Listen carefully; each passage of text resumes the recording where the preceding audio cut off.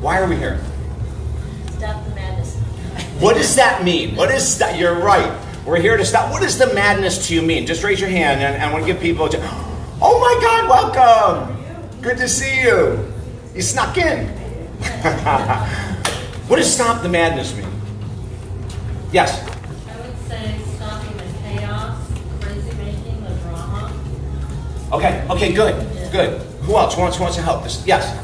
Anxiety, that feeling that I have to do everything all at once. Yeah, anxiety. We want to stop the madness, stop the anxiety, stop the, what else? Positive change. Okay, we want positive change, so we got to stop something. So I'm going to ask you you got notebooks, right? All right, in your notebook, there's going to be a bunch of things we're going to go through. There's going to be a bunch of exercises we will go through here. And then there's going to be a bunch of exercises you're going to go through at home, okay, on your own.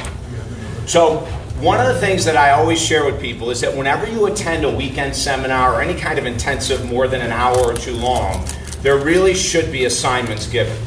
Our belief system. There's too much clutter here. If you walk out of here and go, okay, that was great, I had fun, I learned a little bit, I'm going to go home and I'll tell you what the subconscious mind is saying, I'm going back into my old routines. That's what the subconscious is saying. And unless you have action steps that you're going to be following on a regular basis after something like this, ain't nothing changing. Can I get a yes? Yeah. It isn't changing.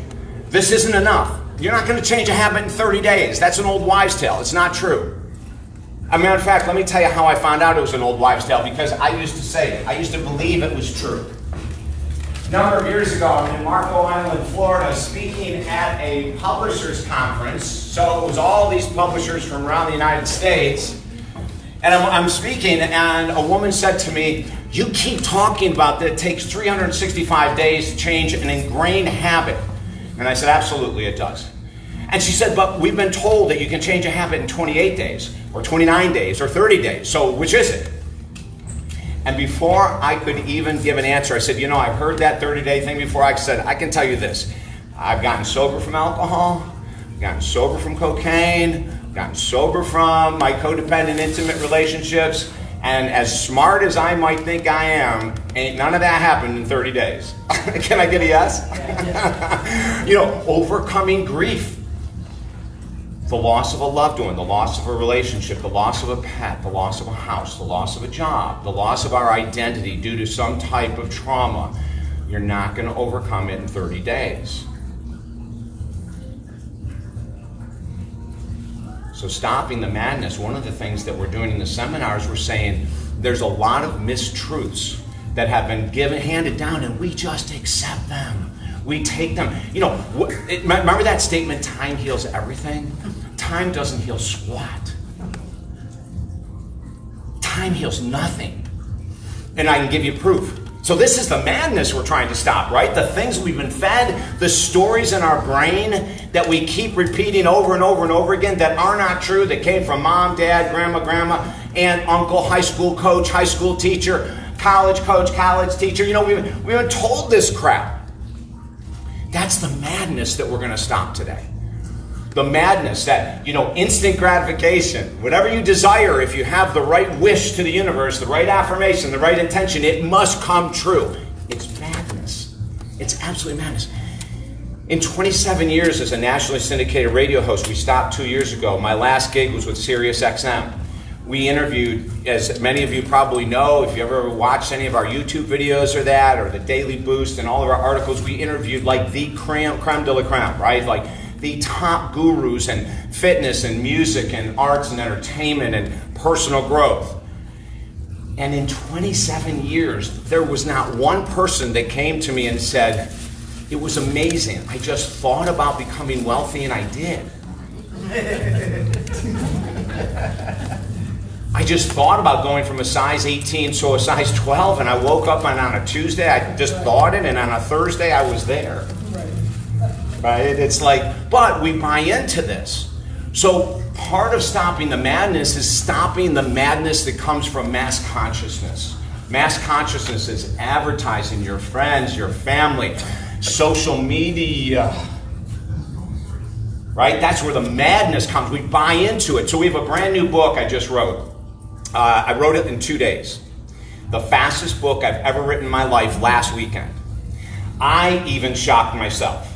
I said at the end of 2 days, oh my God, it's done. The fastest book before that was the book you're getting with this course called Focus, Slay Your Goals. When we did this one, it came out January 2018. We wrote this in 7 days, and I thought that was amazing. But then when we wrote this new book, comes out on February 14th, which is Valentine's Day. So what's the topic? Love, baby. So in the book, we talk about love and relationships. The title of the book is Love and Relationships, Secrets That Everyone Needs to Know. And here's one. And this is the madness of society that we're talking about today. Society puts so much pressure on women to be married and or in a relationship that it's sickening. It's absolutely sickening. When we hop, I know none of you guys in here are relationship hoppers. I know you weren't when you're young. I know you weren't when you're middle-aged. Now most of you are what, 30? Have I got a bunch of fans right now? So we go through and we go, oh my God, all my friends are in great relationships. All my friends have children. And so young women, 22 to 30, are under the most immense pressure from mass consciousness. Now, there are some that have an unbelievable maternal drive, right? There are some women that come into this world and bam, they're really connected with having a child or having more than one, and they know from a very young age. I'm not talking about that. I'm talking about women that have an opportunity to create and be anything they want to be, and in the back of their minds, they're thinking, I'm not enough. I don't have a husband, a boyfriend, a fiance. I don't have. That's mass consciousness. And in the book, we are teaching people how to be independent thinkers. Like, is that what I really want, to go after that new car and to have a payment of $800 a month? And where will that put me? Like, we don't think, right? We just see the ad, and the ad says, if you make $400 a week, I can put you in a new car. Oh my God, right? And we wonder why we struggle so deeply financially as a culture. Mass consciousness is the ads that you connect with. And let me tell you something, they know how to get into your zone. Advertisers have done a lot of work in the psychology we talk about in these workshops. They are doing what we're doing, and I'm going to prove it a little later on in the course. Okay? So now that we have like some idea, what other ideas are madness? Maybe you want to get personal with us. Do you want to get personal and share some madness that you're going through that you want to let go of? I can only take one person at a time. Yes. My name is Steve, and I do pharmaceutical sales. And we launched a new product in January and trying to powering off, find the right doctors to call on and call on them consistently. And if they're not helping us cut the bait and run and look for another one, it's taken like 6 months of just being on the hamster wheel, David, to find them, to finally get it in a routing starting in July where I can see some calmness, but I'm still having to do that. So it's like I'm always on the hamster wheel just trying to figure out where I need to be next and what I need to do. And that's basically why I'm here today. I'm just trying to regain my life in so many areas right now because I feel like a shotgun. I'm just all over the place. And that's why I'm here. Yeah, okay. So stopping the madness would be getting focused, right? Write down hamster wheel, Steve, because that's going to be an important one for you. I don't know if anyone else feels like that you're just going through life. You know, if you feel, write down hamster wheel. Just write anywhere in the manual you can. And I want you to come back to it. It's a very common feeling to have that, you know, the question is this all there is? Right? I go to work, I come home, I go to sleep. Like, is this all there is to life? Like, that would be the madness we want to stop. Can I get a yes? Yeah. If we come home and we watch TV or we have some drinks and that's how we deal with our evenings, we're in the madness. We're in the madness. So a number of years ago, I had a gentleman when we were doing the radio show call in, and I had been talking about this very thing. Are you on a hamster wheel? Are you going after something that's meaningful? Are you, I'm asking this question. Excuse me. And this guy calls the show and he said, this topic is insane. You don't have a connection at all with the American people. You don't know what we go through to put food on our table. I do a job I hate. I work for the U.S. Postal Service. I said, amen. And he said, and I can't do anything else. I have children to support, I have a wife to support, and you're on here talking this big airy-fairy world about how you need to do what you love. I said, you're 100% correct, I am. Well, what would you say to someone like me? I said, I'm so glad you asked. What brings you intense joy? That's a ridiculous question. I don't have time for it. I said, I didn't ask if you had time. I said, what brings you joy? And so there was this pause, and then he said, something that I can't do because I don't have the time. I said, well, why don't you go ahead and just spill the beans? What is it? He said, woodworking. I said, tell me about it. He said, when I was younger, before I got into the Postal Service and had kids and got strapped to this having to go to work and do work I hated, I was an excellent woodworker. I would make cabinets for my parents' house. I did do it for people in the neighborhood. I get paid, but now I'm screwed. So I said, well, what do you do when you come home? He said, well, I get home at 5 o'clock, we have dinner at 6 o'clock, and then, you know, it's the regular routine. And I said, well, what does that mean? And it was hours of television. That's the regular routine. I have so many stories like this, we could be here until midnight. We'll leave at 11:45 today, but we could be here till midnight. So I said to him, well, why don't you just jump back into it? And then he comes up with the time. I said, but you have time to watch television. Long story short, I gave him a homework assignment. I said, this is what it is. I want you to call me back in 30 days. I want you to stop this madness in your brain saying that you don't have time to do something that you have a lot of passion for. Call me back in 30 days, but in 30 days, I want at least one cabinet built. And if you can't build a cabinet in 30 days, then I can't help you. 30 days to the day. We had a show on Saturday and Sundays. 30 days to the day, the guy calls back and said, okay, this won't surprise you. It surprised me. I've done 10. And I got an order from a neighbor that wants me to do their complete kitchen. And I said, how are you feeling? He said, I'm on top of the world, quite frankly. Isn't that wild? You know, so we say we don't have time, but that's just an excuse. You know, there's ways to create space and time. What about for exercise? People always say, well, you know, go through the tape in the brain, right? I'm a single mom, I'm a single dad, I'm married, but I can't stand my partner, or whatever the stuff is, and I don't have time to exercise. I said, do you have 10 minutes? You won't believe what you can do in 10 minutes. Go to YouTube. Google a 10-minute workout, and you'll probably be exhausted in 4 minutes, and you won't have to finish the 10, okay? But start there.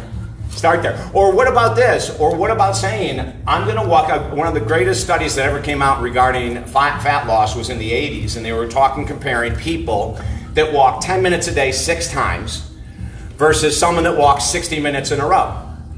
So, my background is sports psychology and exercise, and I thought to myself, oh my God, it's good. The person who walks 60 minutes in a row is going to lose a ton more body fat than the people. Not true.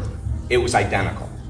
The people that walked 10 times a day were equal to the people that walked 1 time 60 minutes a day in regards to weight loss at the end of the 16 weeks. Okay, so when we say the madness is, I don't have time, I'm too old, I'm too young. We're going to get into this more later, okay? But do you see where we're going? Do you want me to get that? Sorry. Hi. Nobody ever calls me. Can we what? You know what? Unfortunately, it's out of our control. Yeah, I'm sorry about that. We can't really alter it. I can speak louder. What's that? Oh, well, you know what? Where is the speaker? I don't even know if the speakers are on the ground. I wonder if I can unplug it. Oh yeah, there's one over here. I'll tell you what, I have a suitcase. Oh, can you? Maybe you can. Right? There's a wire in the back there. Just pull it out. Oh, just unplug the wire? No, it has true dialogue. Oh, I'm pretty sure one is the mom. I bet he's not. Isn't that funny?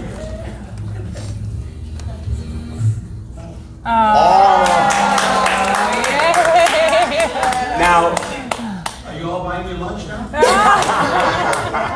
no, but you know what we'll do? Put your name in twice for the drawing. Thank you. That was awesome. Thank you. That was awesome. Wow. Okay, where was I? I was so Stopping the madness. stopping the madness. I was so connected with speaking in rhythm with the song. Now, I mean, I'm totally lost. 10 minutes. 10-minute walk. Okay, 10-minute walk. So we say to ourselves, you know, where are we bringing in this data, this madness that says that I am not worthy of, you know, deep love? Like, where's that coming from, right? The financial situations that we get ourselves in, this madness. Well, what happens is, in computer talk, we are downloading info from the world every second we're alive, right? I'm going to talk about, later on in the course, I'm going to talk about the conscious mind, which I'll point here, and the subconscious mind, I'm going to point back here. But the subconscious mind is that sponge. So you're listening to a song, or you're walking around your house, and you've got The Bachelorette or some other ridiculous reality kind of nonsense, and if you love it, I apologize. Keep loving it. I'm not saying don't love it. I just find that kind of stuff like, how much more drama and chaos do I need to see in my life? And the answer is zero, this much. So I make sure. So I make sure that in regards to my madness, which is just like everyone else's madness, right? That my madness is put to a minimum. Now, here's something you have complete control over. And let me give you an example. If you have friends that are in the same boat as you are regarding not enough time for exercise, belief systems about love that's negative, if your data, your subconscious is being reinforced every day that you're not worthy of, you don't have time for it, this will never happen for you. You got to really watch where it is that we're spending our time, what we watch, what we listen to, who we hang out with, what they say, what we buy into. Whew! You want to stop the madness, we got to look at what madness we're bringing into this world. All right, in one of our meetup groups and in several lectures, I always talk about one of the people I respect the most in this world, and that's Nick Vujicic from Australia. You guys know his story, I'm sure a lot of you. I post his stuff on my page a lot. So yesterday, I see this headline, Nick goes fishing. And I go, I gotta watch this video. And I had to post it on my wall, right? So for those of you that don't know Nick's story, I would highly recommend that you find him on Facebook and follow him. Nick was born without arms and legs. And when he was delivered, his father ran out of the hospital throwing up, and his mom couldn't bond with him like she did the two previous children that have arms and legs. This is the world Nick came into. As soon as he could think on his own as a young toddler, he wanted to kill himself. He was bullied incessantly, neighborhood and school. Constantly bullied. And one day he asked his brother to take him to the Australian reef on a surfboard and dump him off. Couldn't handle it. Couldn't handle being ostracized, couldn't handle the bullying, couldn't handle anything. And his brother couldn't do it. And while this may not sound accurate to you, there was madness in Nick's head. Now, if I was in his position, I would have been filled with madness as well. But it's madness.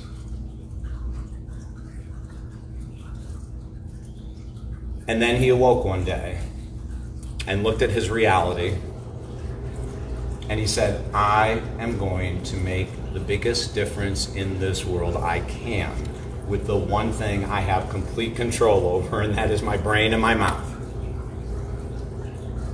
He is one of the top motivational speakers in the world. He is an amazing force who has broken through his own madness. You have to find your madness today. You have to write it down. You cannot avoid this anymore. You have to be so brutal and raw in this session today with yourself. And anything you want to share, I say share. I say get it out. But you've got to look deeper than just, I don't have time. You've got to really look at what are these beliefs I'm carrying along that are being reinforced by family, friends, the media, blah, blah, blah, that I'm not worthy of having something much more than I have right now. You are, but it doesn't matter how I'm done. And listen, this is not a motivational lecture to get you all excited so that you go home tomorrow and not do anything. You know, that's not what this is about. We're going to have fun. I'm going to tell stories. I'm going to laugh. I hope you'll laugh every once in a while. But the real purpose is get into the core of our own nonsense. Can I get a yes? Yes. Our own false belief systems that we can't. Now, if Nick Vujicic can do what freaking Nick Vujicic did, handed the cards that he was dealt with in life, can you imagine what we can do? So the other day, yesterday, I'm watching this video of Nick fish. Now, Nick doesn't have arms or legs. How the hell does someone fish without arms and legs? Right? Like, isn't that wild? I mean, other than throwing himself into a shark-infested pool where that he would be the bait, how does someone without arms and legs fish? And there's Nick. So he's got a little stub here with the pole underneath it, and he turns his body like this and does that, and this lure flies across this pond. It's like mind-blowing to see the accuracy. I've fished my whole life and I don't have that accuracy. Now, if there's a tree, I can find that. I find every tree along every lake, along every river, you know, and most of them are named after me because of the number of lures that I've lost there. But here's Nick throwing it, right? And then he reels it in with this little stub of a foot, and he does this. And I'm going, what are the odds of me seeing this the day before this? Right? I mean, I was going to tell Nick Vujicic stories anyway, because I love to.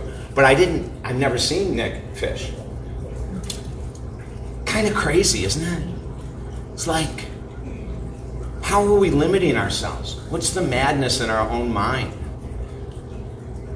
So open up your manual to page 1, and it says, why are you here? Write it down. Why are you here? Why'd you come? What do you want to get out of it? What are you doing here? Why'd you give up the whole Saturday to come in and sit in a lobby and hang out with some guy who likes to talk?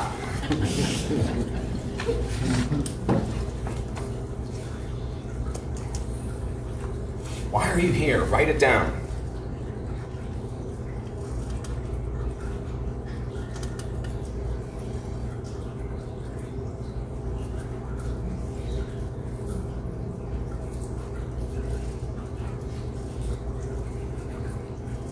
Five seconds.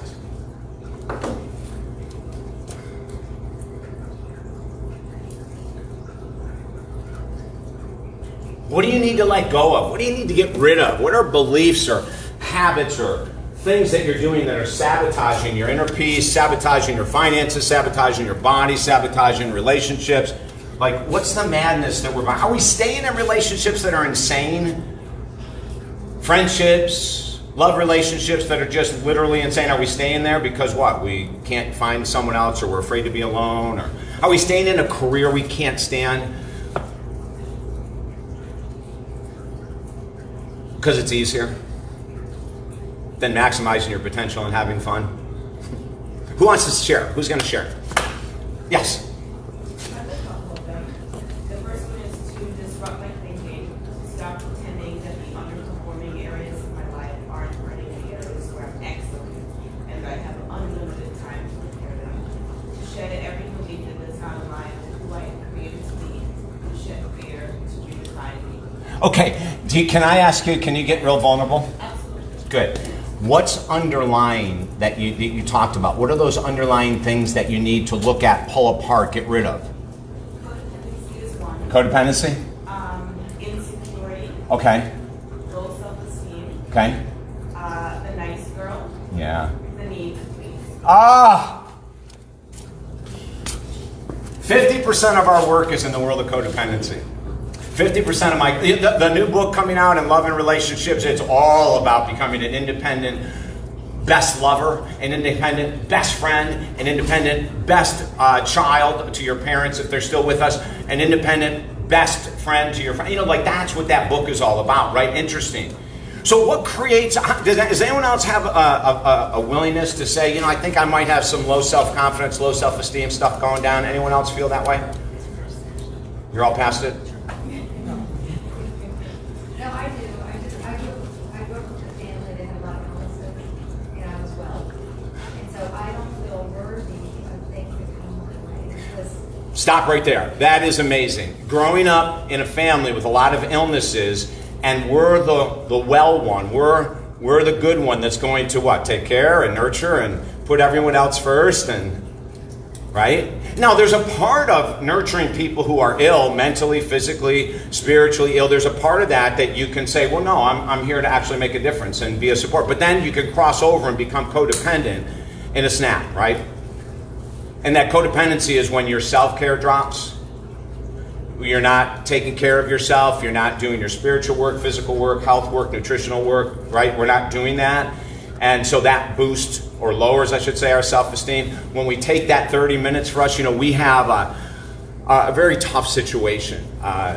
With many of my clients that we work with, we have some really big, heavy things. And we have a client right now that his mom is on her way, and it's ALS, Lou Gehrig's disease.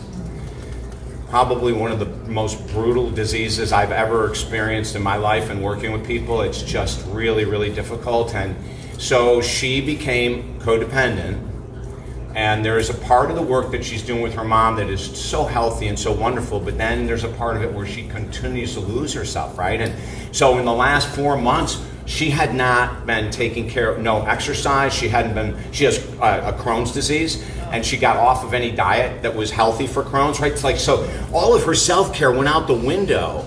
Now, she has time, and there's plenty of time in her day and week to do the things to take care of herself, but her own internally created guilt and shame limited her from taking care of herself for the last several years until now. Now, as she takes care of herself, that doesn't mean that there isn't a lot of emotional heaviness and pain with her mom every day, right? We're not doing this kind of work to eradicate other people's pain or discomfort. We're doing it so that we can be at our best while people around us are suffering. If you're in the world of health and healing, I don't care if you do the world of counseling or Reiki or tarot card readings or massage or whatever it is that you're doing in the world of healing, and this is something that took me a long time to learn, is that you really have to put yourself first in your self-care if you're going to be able to handle the emotional pain of people coming to you. Weight loss, finances, whatever the world you work in, you have to be really grounded. And I was so ungrounded that for 25 plus years, the way I handled or didn't handle the extreme load that I carry in regards to emotional pain of other people is I didn't handle it. I was an alcoholic and a cocaine addict, doing the work that I still do today. But that was my madness. That was my madness. And I justified, rationalized, defended, denied. I did all the great tool work that we have that's all right back here.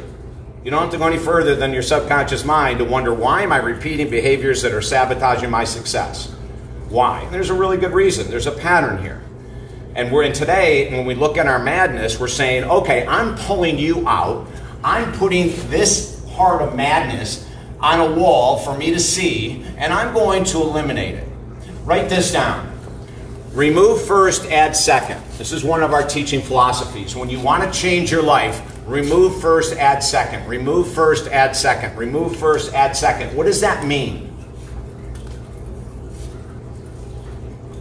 Remove behaviors that are not serving you and add behaviors that will lift you. Okay, good. So in our work, we don't say to people, if someone comes in and says, I want to make $100 million a year, I say, great. Someone comes in and says, I want to go from a size 24 to a size 2. I say, fantastic. Someone comes in and says, I want to find the love of my life. I say, great. And then I go, what's got in the way that you don't have that yet? Because there's blocks. And if you don't remove the blocks, you can start to see progress towards making more money, losing weight, and all this other kind of stuff. But if you don't remove the blocks, you're going to self-sabotage. The old habits are going to come back before you even know it. In my world, before I could go to the next level, I had to remove alcohol and cocaine. Doesn't matter how successful I thought I was or how successful I was in the material world while I was doing my work and having those addictions. I knew if I wanted to go to the next level, I could not have this in my life. And maybe for you, it's sugar. Or TV watching. Or self-sabotaging comments that we say to ourselves all day long. Oh, well, she's lucky that she got that, or he's fortunate, that they don't have the upbringing I had. And I always go, Nick Vujicic, Well, you know, David, I grew up in a really tough... Nick Vujicic? Well, David, you don't understand. Nick Vujicic? And then, oh yeah, maybe I need to get off my pity party and do the work. Yeah, that'd be a good idea, right? And that's what I'm here for. Today, tomorrow, forever, is to help you do the work that we don't want to do on our own. Can I get a yes? Yes. That's really what and that's what we should be doing with everyone. I was going to say I love sugar. You love sugar, okay. Me too. Okay, everyone that loves sugar, raise your hand. Woo! Who brought the donuts? Why do we love sugar? Addictive. It's addictive. What does it do to make it itself addictive? What does it do? It tastes good. Besides tasting. Sugar rush, right? What else? What else? It's euphoric. It is. It's a freaking drug. What? It's legal. So's pot. Medical, anyway, here in the state of Florida. Why else do we love it? Why else do we love sugar? Why can't we just say, all right, you know, when I get out of here today, I'm just going to not eat sugar for the rest of my life and actually do it? What are the reasons that we hold on to something like sugar? I mean, everything you said is true, but there's more. Emotional. Tell me about the emotional component of sugar. It's a reward. Yes. So what happens when it hits the reward center of the brain? It numbs everything else that's in there. So why are we drawn to sugar at night and TV at night? Here's a great combination if you want to avoid the world. Watch TV, especially political type stuff is great, or reality-based TV shows. They're all really good for sugar. They're good for sugar.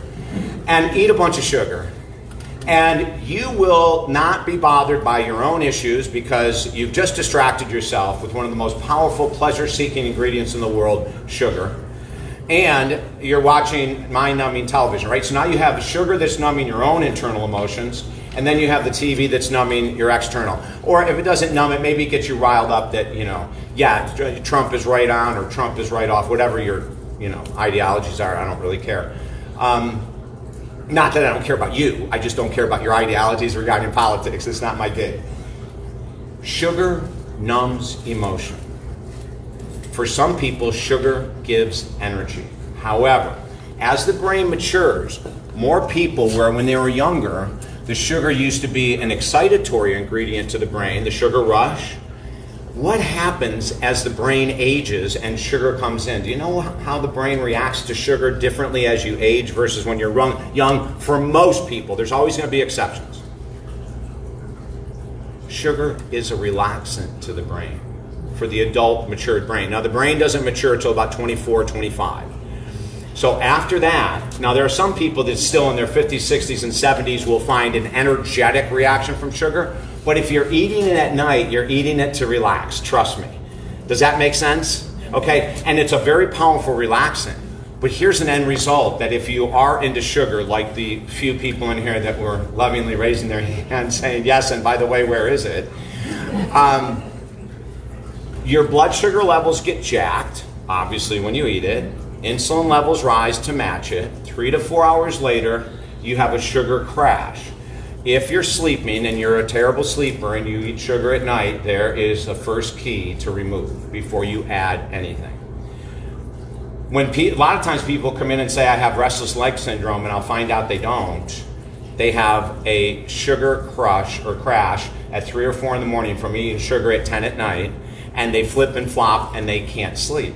And they thought it was restless leg, and the minute we removed sugar, it went away. Yes? Would that also be alcohol? Yes, thank you. Sugar? Absolutely. Alcohol is mainly sugar. So and the darker the liquor, the more sugar, right? So your bourbons and whiskeys have more sugar than your vodka, but vodka still has sugar unless you drink only potato vodka. Potato vodka is the only vodka that is free of carbohydrate and sugar, okay? But make sure it's non-GMO potatoes, okay? I mean, if we're going to kill ourselves, we might as well do it in a healthier way then.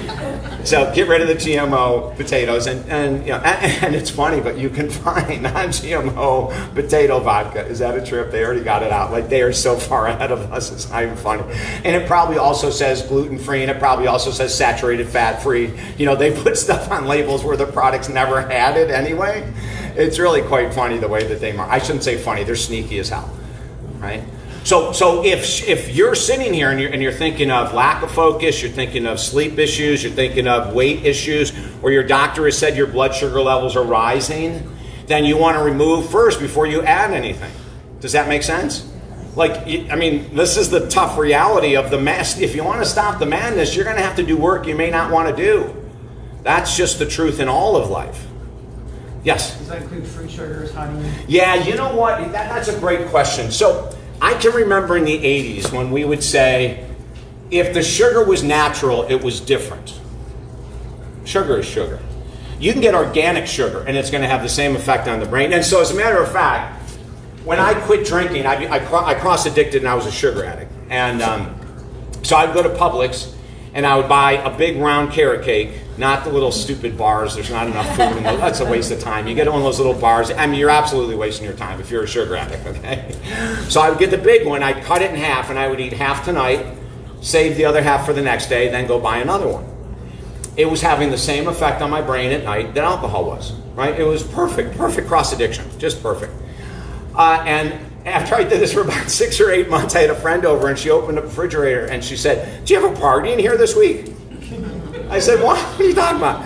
She goes, "There's like a quarter of one big carrot." And I said, "No." "How long has it been here?" 2 days. "You have friends over there?" "No." "You ate this? So now you're a sugar addict?" And here's what's really funny. Like, that's logical, right? Addictions don't listen to logic. If I would have logically looked in the refrigerator and logically seen how much sugar I was eating, with all the information I know about health and that, I would never have done it. The addiction is much stronger than your logical thinking. But we still have to do it. And then what I did was I switched over to organic Newman's Organic Oreos. And my Dr. Jen Landa is in Orlando, and she's a hormone expert and she's a nutrition expert. This woman is just unbelievable.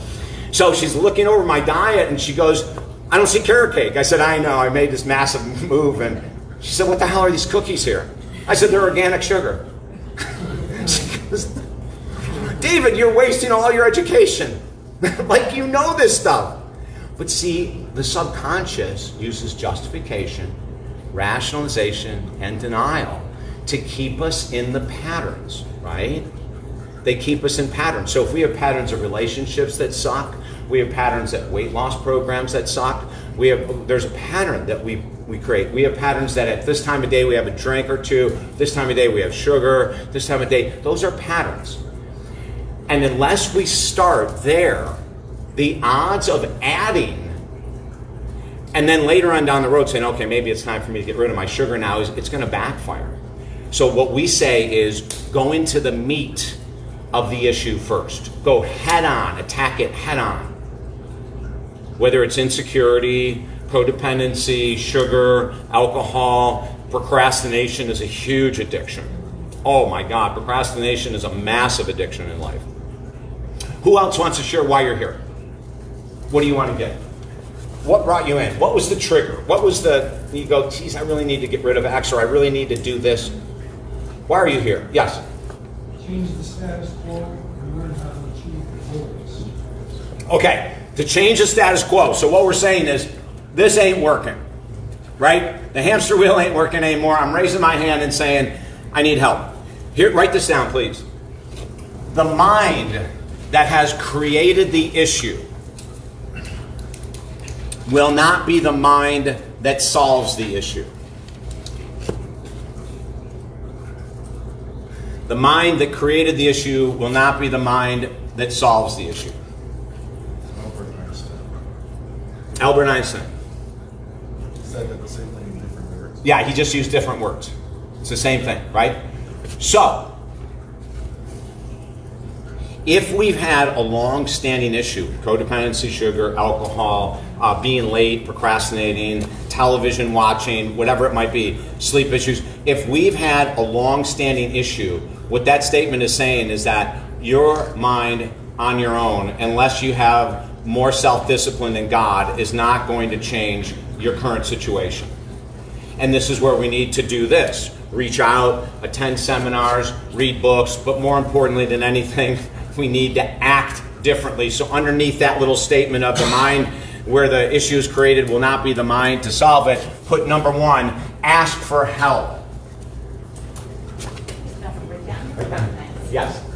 So who are you going to ask for help? What's the issue? Who's the expert? Who are you going to ask for help? We got to get help in order to remove. If you've had a long-term pattern in your brain, like as much as I was helping people get sober from drug and alcohol addiction, I could not touch my addiction. I couldn't get near it. I had to go outside of myself and invest time and money and effort. And that was a number of years ago. But what and I say this to everyone, and it's in the book, when you have something that you've held on to, something that's blocking your love opportunities or your health or your money or your career or your path to God or spirituality, whatever you're into, if you've had a block for a long time, the odds of us overcoming it by ourselves are almost zero. The pattern is so well set, we need accountability partners. You know, it's like I have one of my clients, we've got her in a bunch of different programs on helping her heal her entire body, and one of the things she wants to do is get back into the gym. And so she'll go on Mondays and not return until our session the next Monday.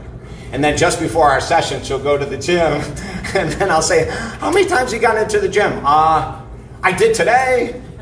And I hear this every week, right? I see her once a week, and every week I did it today. I said, okay, we need an accountability partner. And I'm not a trainer, so we got to find you either a trainer or a neighbor to walk with or someone to meet you in the gym. And that's her quest for our session this coming Monday.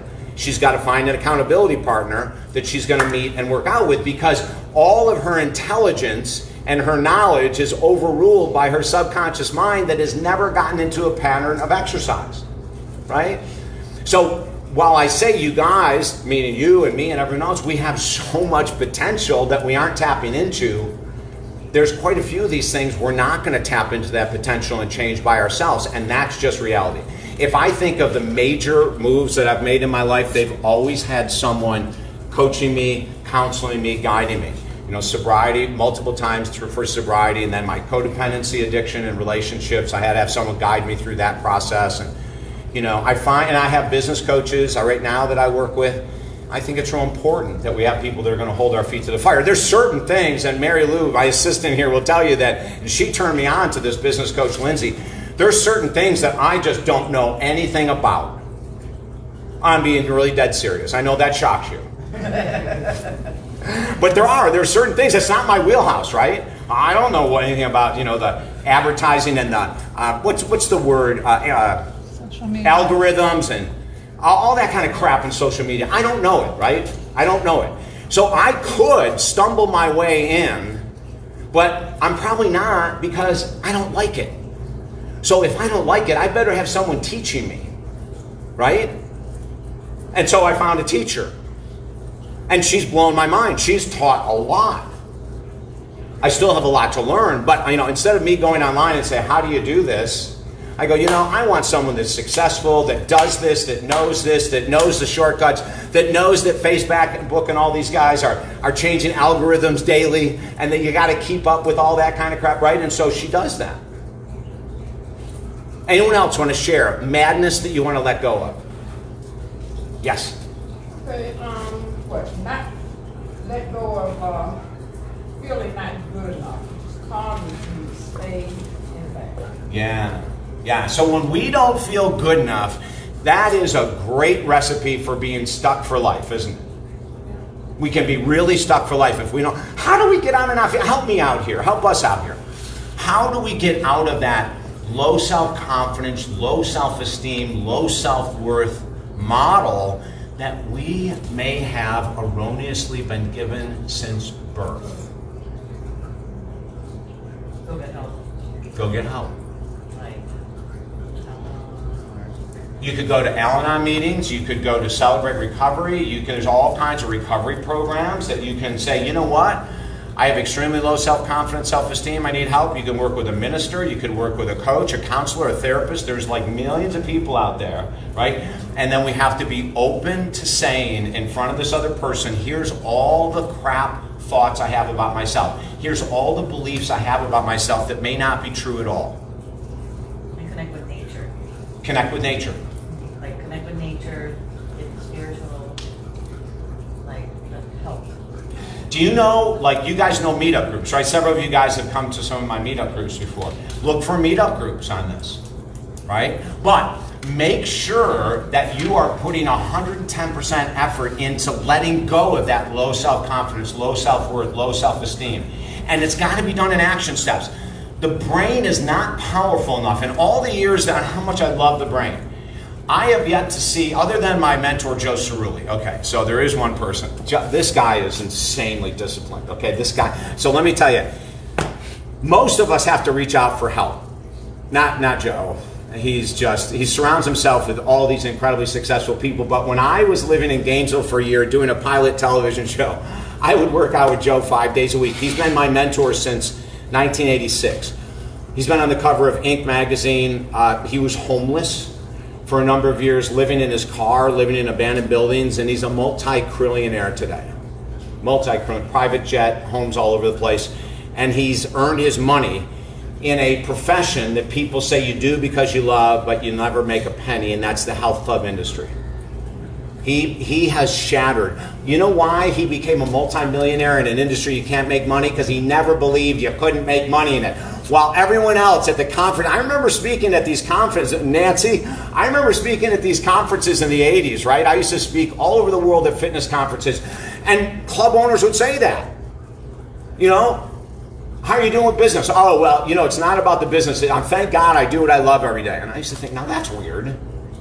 Why is it not about the business? Why can't you have both? Why can't you do what you love and make money? But we hear that all the time. That's mass consciousness. That's one industry that's being ruled by mass consciousness. That's not true. I'm going to ask you again. What beliefs are you carrying that are holding you back that are not true? Can you even get there? Can you dig into that brain? You know, we on tomorrow, Sundays, every other Sunday, we offer free lobotomies. And if you can't figure shit out, then, you know, and it's really quick. Is that tomorrow? Yeah, it's tomorrow. It's tomorrow, yeah, noon. Yeah, we try our best regarding, you know, antiseptics and all that. We do our best. Sometimes it does get a little messy. But the end result is amazing. Like, you'll never think that you don't have what you want. You'll wake up every day going, I think I have everything I want. And I say, you're successful. You may go in peace now. But Joe is this guy that says to me one day, just to tell you the discipline he has, and this is what I reach for. I have people like Joe in my life because I want to reach and maximize my potential like he has. And I've got a bunch of people in my circle that make much more money than I do, that are much smarter than I am. Like, I want those people, right? I want those people in my life because it gives me ideas and thoughts. They're creative thinkers. They're usually outside of the box. They're not limited. You know, Joe never went to college. Like my buddy Scott that used to run Chico's over here, one of the largest women's clothing businesses in the world. He was the president and CEO of $1 billion women's clothing company. He never went to college. See, but these guys didn't have belief systems that because I didn't go to college, I can't become a millionaire. Right? Isn't that fascinating? Do you see the power of this? Like, their subconscious beliefs were so ingrained that they could do what they wanted to do. But everyone like that has blown their friends away, like, how the hell did Joe do this without a college degree in an industry that you know, they have all gone through their own dark nights of the soul. They've all gone through hell. And that's part of it. That's the truth. The higher you want to go, the more reward you want, the more risk you're going to have to put out there, the more effort, the more time. And most of us, not you guys here, but the outside world, they don't want to do the work. Most of us would rather not do the work. So we say, this is an issue. Let me deal with it tomorrow. This is an issue. Let me wait till fall. This is an issue. Right after the holidays. This is an issue. Right? Okay, how do we stop that? Instead of going into it and saying, I am not going to back away from this. So Joe, I'll tell you, you know, what Joe's dark night of the soul, and then I'll tell you this very interesting workout that we did together. Joe goes homeless and he goes into McDonald's and he's dirty and smelly and he pulls out a handful of pennies And this is back when in McDonald's, like a Diet Coke was 14 cents. And he puts it on the table and he orders a Diet Coke, and the woman comes over and puts the Coke there and counts the pennies and says, "You're too short. Get out of my store."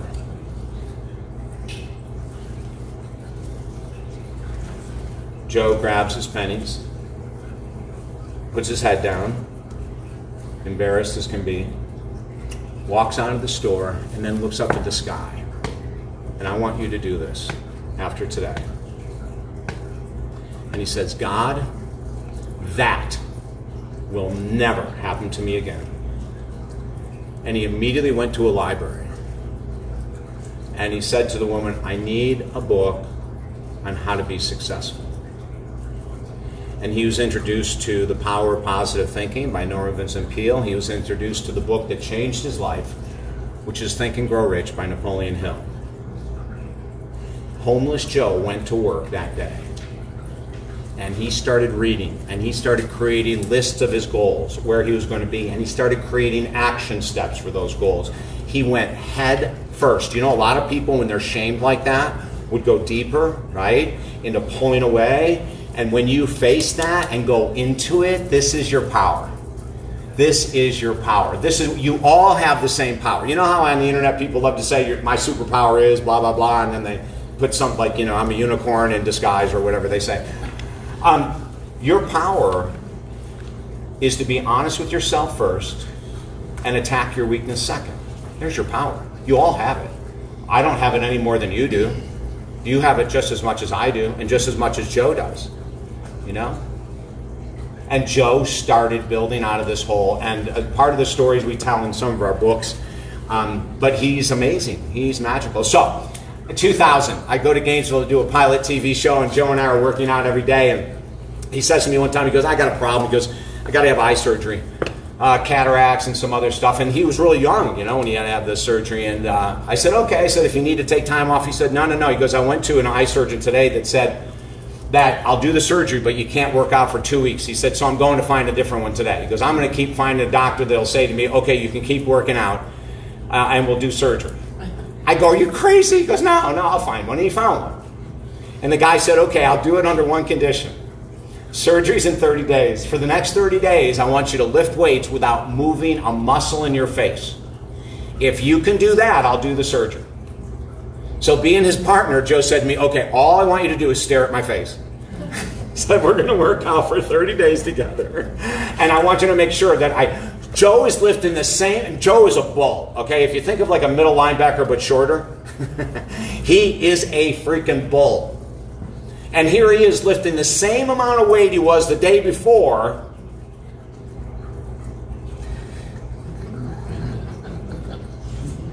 He never moved a muscle. He goes in, has a surgery that afternoon, we're working out.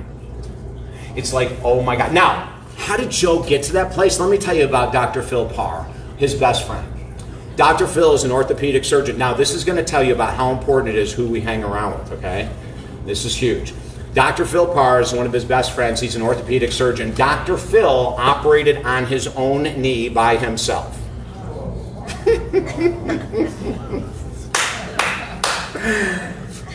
These are people. Now, I'm not saying, go and operate tonight. I do it tomorrow, but that's not for the average person. Okay, my lobotomies are special. I've been given a gift, and that's all I can say. Okay, I don't want you going home and doing surgery on yourself tonight, but I'm telling you these examples because these are people who have stopped the madness. These are people who are living full out. These are people that are saying, yeah, that's a block, but I can get through that block. Yeah, that's another one, I can do that. You would call that madness.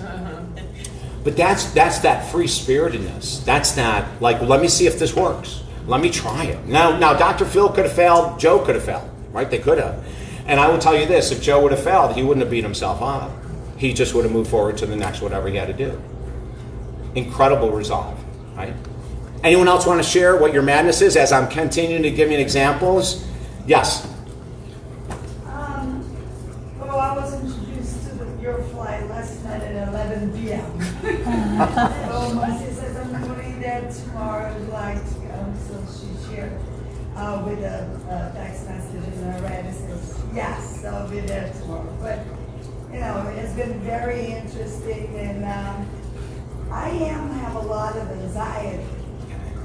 A lot of people would say, me too, but I feel like sometimes I would like to organize my thoughts. Sometimes I feel like my thoughts all over the place.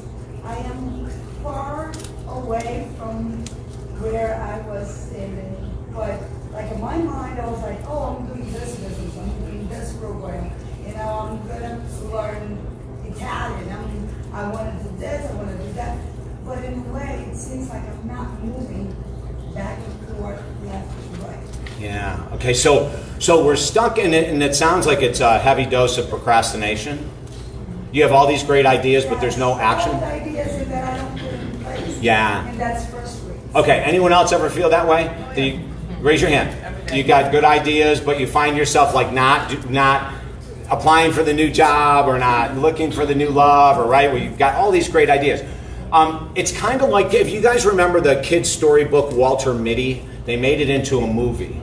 But Walter Mitty, it's his kid's stories book, Mitty, Walter. You may want to check it out, but it's the story about this guy that in his bedroom, in his mind, he slays dragons, he rescues princesses, he's the star of his life, but it's in his bedroom, it's in his head. He never leaves. He never does anything.